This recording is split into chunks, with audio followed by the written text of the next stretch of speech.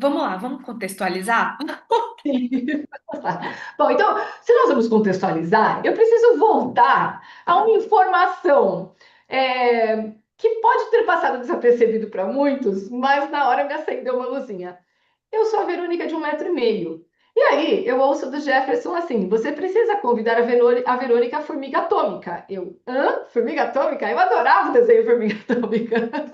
Eu assistia todos os dias Formiga Atômica, já gostei muito dessa ideia. Então, vamos começar contextualizando a Verônica Formiga Atômica, jornalista, e aí você vai contar um pouquinho para mim toda a sua história, que estou muito curiosa para saber.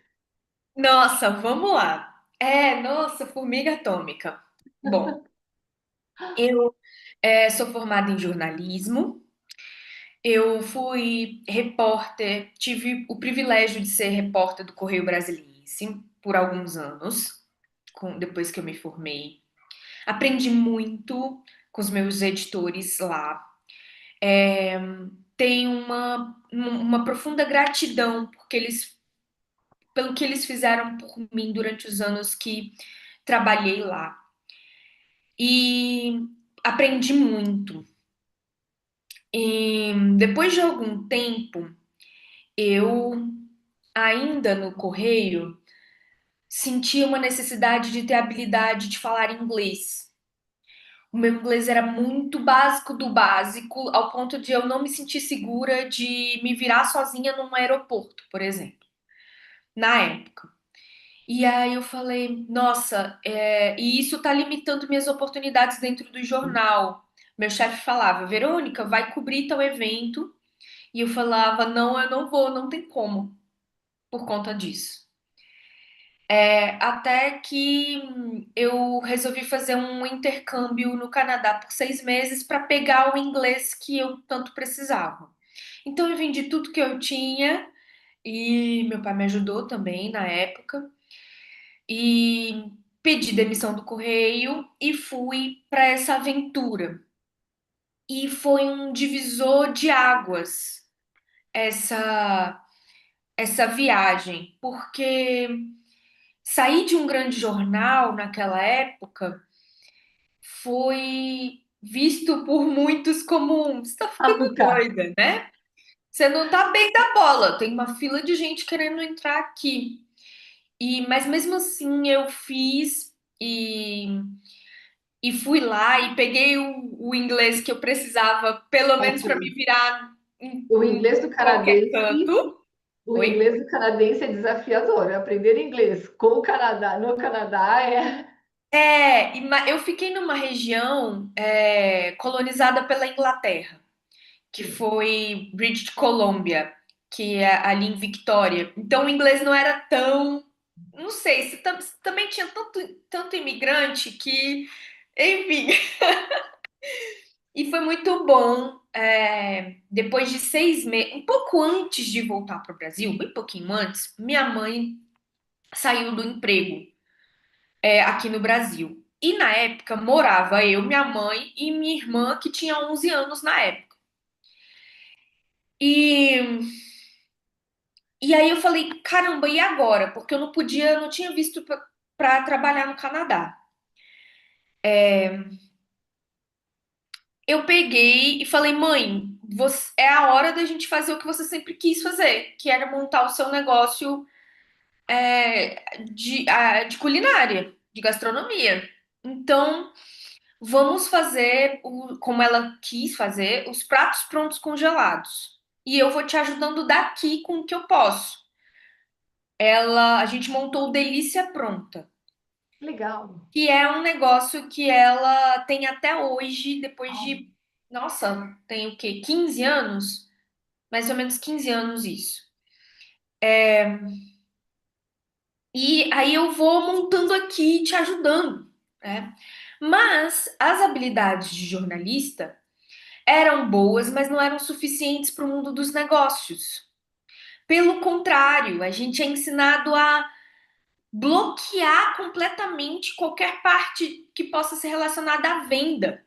Uhum, sim. Então eu não tinha conhecimento algum sobre venda, marketing, texto, isso me fez muita falta naquele momento.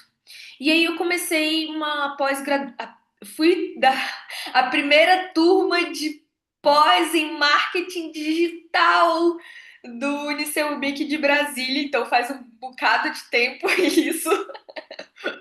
Quando ninguém nem imaginava onde o marketing digital ia chegar, né? É, era mato, assim, total. E aí eu comecei a estudar sobre marketing e ao mesmo tempo montando com a minha mãe o Delícia Pronta, que era uma questão de sobrevivência. E aí eu Sim. voltei para o Brasil, fiz essa pós e ajudando minha mãe. Ao mesmo tempo que eu fazia a pós, eu também estudava o marketing de rua, que a gente chama, que era o marketing não estudado na academia. E aí, eu comecei a ter os primeiros contatos com o conteúdo do Jeff Walker, da fórmula de lançamento. Sim. E eu sou da época do Fórmula. Eu sou das primeiras turmas do Fórmula. Na época do Fórmula, só que era assim, era abrindo o mato mesmo naquela época, porque eu lembro da gente ter hackeado ainda o conhecimento do Jeff Walker. O Érico Rocha, ele estava começando no Brasil, assim, a falar sobre isso. Uhum. E a gente, eu e o meu namorado da época, que hoje é meu marido, a gente mergulhou nisso.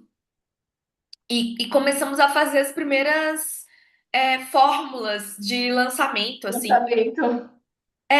E aí eu fiz a primeira vez com a minha mãe, inclusive, para vender comida congelada aqui em Brasília. O que renderam bons clientes fixos, assim, não foi um sucesso, mas a gente estava treinando ali. Então, mas depois do Delícia Pronta, ele começou a pegar um próprio ritmo Uhum. e foi andando com as próprias pernas, até porque era um negócio da minha mãe, não era o meu. E, e eu precisava também trabalhar, fazer dinheiro, Claro. né? Sim. Só que na minha cabeça eu não cabia mais numa redação de jornal. Depois que eu voltei do Canadá e comecei a estudar marketing e empreendedorismo, eu falei, eu não quero voltar mais para uma redação de jornal. Aí você ouve o Érico Rocha falando que não é para você procurar um trabalho estável, que você precisa procurar um trabalho que você consiga escalonar, que você precisa. Como é que você vai voltar para dentro de um jornal, né? Você está passando por uma Isso. outra. Mas eu não voltei Absurdo. muito pelo Érico, assim, não foi. Na verdade, a minha fonte nem foi tanto ele, sabe? Foi realmente o Jeff Walker. E aí eu peguei e falei: olha, eu Delícia Pronta é algo da minha mãe. Eu preciso criar algo meu.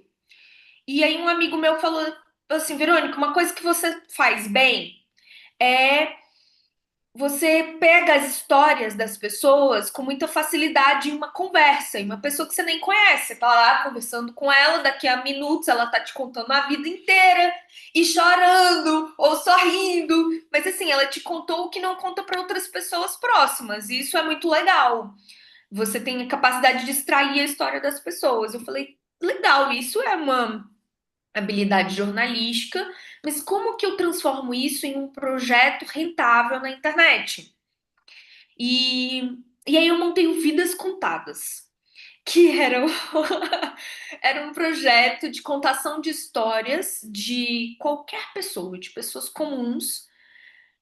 E, e aí eu comecei a estudar como monetizar esse projeto. Como monetizar projetos e ideias na internet. E eu fui estudar todas as formas de financiamento, o que, que era possível fazer. O Vidas Contadas ganhou parcerias e financiamentos. Eu fiz financiamento coletivo para ele, enfim. E foi um projeto que está no meu coração porque ele é muito fofo, ele é muito lindinho, assim. Ele tem até uma página abandonada no Instagram chamado Vidas Contadas. É muito legal. Quem Vamos tiver fazer o resgate da página das vidas contadas. exato, o resgate das páginas Vidas Contadas.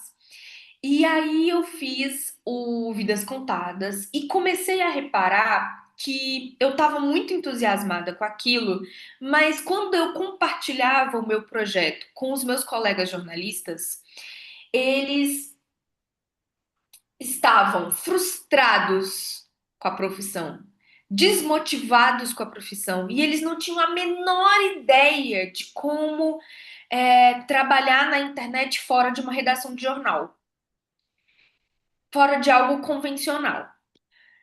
E eu falei, peraí, mas eu tô estudando isso, eu posso ajudar essas pessoas. E aí, alinhada com esse conhecimento lá do Fórmula de Lançamento, eu falei, vou criar o meu curso de realização de projetos digitais para jornalistas. Porque Legal. eles podem continuar nos seus empregos, claro, mas eu acho que é importante acionar neles essa autonomia fora de uma redação, de um espaço físico que a gente possa aproveitar melhor a internet. Estou falando de bons anos atrás. Hoje, Sim, hoje parece óbvio, mas anos sim, atrás não era óbvio. não era, nem um pouco. E aí eu peguei e falei, vou criar o Realize.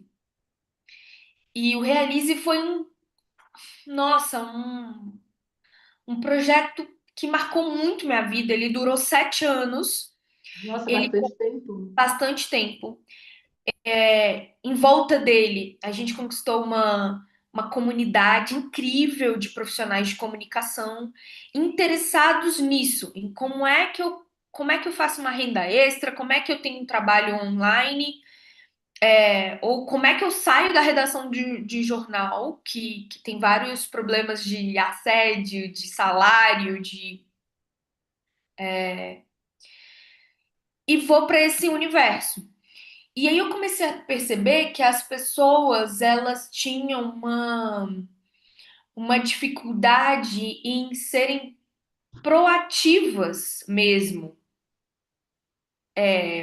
na busca do conhecimento. Elas acabaram ficando lá muito pela comunidade do que exatamente realizar projetos digitais. Tive, né, assim, a gente teve pessoas lá dentro que realmente realizaram coisas muito maneiras, projetos incríveis, agências, newsletters, canais no YouTube, podcasts, mas chegou um momento, depois de anos que eu tinha saído da redação, que eu não me identificava mais como jornalista. Houve uma crise de identidade. Porque na época eu acreditava que eu era profissão. E fiz muitos anos de terapia, porque quem era a Verônica se ela não era jornalista? Nossa, olha só que interessante, né? E aí o peso que recaía sobre a profissão também, né? Sim, eu apoiava toda a minha identidade na minha profissão, olha só. E muita gente faz isso, né? Tanto que Olha, muita gente faz isso, não só na profissão, como na empresa também. Você acredita? Nada é por acaso, né? Segunda e terça, um dos temas mais discutidos nos meus encontros de grupos foi exatamente esse. Porque eu olha, tenho dois casos. Eu tenho uma executiva que trabalha numa multinacional e que ela realmente tem vivido uma confusão absurda entre quem é ela, quem é a profissão dela e quem é a empresa na qual ela faz parte, e virou uma confusão gigante, e uma outra que ela possui uma confeitaria e ela está tentando imprimir a identidade dela na confeitaria.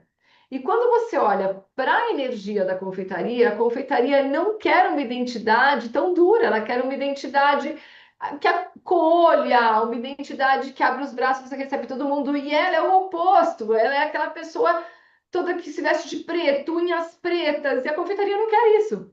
Então a gente trabalhou segunda e terça-feira, nós trabalhamos exatamente a identidade da empresa e a identidade dela. E agora você chega e me conta isso, Verônica. Você está assistindo meus atendimentos. eu acho esse ponto, Kátia, precioso, precioso. Porque eu demorei para entender que a gente precisa, que a gente não é a empresa. E eu passei os 7 anos do Realize achando que eu era o Realize. Então, primeiro eu achava que eu era a repórter e me identificava muito com isso. Então, para eu desvincular minha identidade de jornalista enquanto repórter foi, nossa, anos, foram anos trabalhando internamente. E depois o Realize, eu achava que eu e o Realize era a mesma coisa. Claro que eu não falava isso com essas palavras, mas no meu coração era isso, era interno. E isso era um problema, porque qualquer coisa que acontecia com o Realize acontecia comigo, Montanha-russa. com montanha-russa. Então, se alguém falava do Realize, eles estavam falando de mim. Então, mais uma vez, eu apoiei a minha identidade em outra coisa externa a mim. E o que muitas vezes as pessoas fazem, por isso que eu acho que esse ponto é precioso, é isso, montar um projeto em que a sua identidade e esse projeto se fundem. E isso é um problema, isso é um perigo. Você não é o projeto, você não é a tua empresa, você não é. E eu achei muito interessante isso que você falou da confeitaria. A personalidade da pessoa estava distante da personalidade da confeitaria. Entender isso e respeitar que o seu projeto é um outro ser, que tem outra personalidade e que você deve respeitar a vida desse outro ser. Inclusive, ele te pede coisas, ele conversa com você. Pode parecer papo de maluco. Então eu vou te contar a cereja do bolo. Me acaba de falar que eu vou te contar a cereja do bolo. Não, é isso. Então, o seu negócio, ele te pede coisas, ele conversa com você, mas ele não é você. Mas pode falar a cereja do bolo. Há 2 semanas eu tinha falado isso para ela, porque eu faço uma mentoria semanal com ela. Eu falei: a sua empresa está tentando te dar um recado. Talvez ela precise de algum tipo de ajuste, porque você está se confundindo com ela. E você tem a sua identidade, o seu temperamento, o seu jeito de ser. A empresa tem um propósito de atender a prestar serviços para a comunidade. Ela está a serviço da comunidade. Então, ela deseja entregar aquilo que mais se encaixe à comunidade da qual ela faz parte. E ela, eu entendo, mas não entendo muito bem, e meio que fechou os ouvidos e não me ouviu. Quando chegou nessa segunda-feira, foi muito interessante. No domingo, uma amiga nossa em comum da nossa equipe, que a gente discute várias situações junto e tudo, falou: eu vou lá conhecer a confeitaria. E aí eu falei: vai e me conta, porque eu não vou conseguir esse final de semana que eu tô viajando, mas depois eu também quero ir. E aí ela voltou e falou assim para mim: Kátia, e ela não sabia nada do que eu tinha discutido com a pessoa. Eu achei muito impessoal. É tudo muito cinza. Ela precisa pôr cor nas paredes. Eu não fiquei com vontade de ficar lá dentro muito tempo. Não é acolhedora. É muito cinza. Eu enxerguei muito ela lá e não a identidade da confeitaria, sem ela saber que eu já tinha falado isso para ela. Eu falei: nossa, eu falei exatamente isso para ela. Posso contar que você me disse isso? Ela falou: pode. Inclusive, a gente pode bater um papo com ela. Pode contar sim. Bom, chego na segunda-feira, na mentoria, eu assim: tá tudo bem? Ela: tô estressadíssima, muito estressada. Fui trocar o ar-condicionado, agora eu vou ter que quebrar as paredes. Kátia, sabe o que implica isso? Quebrar a parede, colocar o ar-condicionado, ter que pintar tudo de novo. Você já parou para pensar que eu vou ter que pintar tudo de novo? Acabei de pintar a confeitaria. Eu: pintar a confeitaria? E você já pensou na hipótese de não colocar a cinza nas paredes? Ela assim: como assim? Aí contei para ela, falei: olha, nossa amiga, como foi lá? Ela falou: ela me procurou domingo e tal. Pois é, olha o sentimento dela, olha o que eu tinha te passado. Será que a sua empresa não está tentando te dar um recado? E como você não está ouvindo o recado, você está tendo que quebrar as paredes para refazer, para ela ter a chance de expressar a identidade dela? Ela parou, ela fez assim, ela falou isso? Eu falei: ela me passou exatamente essa sensação. Ela falou: gente, eu nunca tinha parado para pensar. Pela primeira vez, eu estou entendendo que não é que está dando tudo errado. Eu estou ouvindo tudo errado. Foi Uau. segunda-feira. Você nos ouviu. Esse papo de maluco. Mas a verdade é que eu não posso ser a minha empresa e a minha empresa não pode se confundir comigo. Porque senão realmente dá um nó. Não, se a empresa quebra, você quebra, né? Então, eu acho que esse foi um grande aprendizado.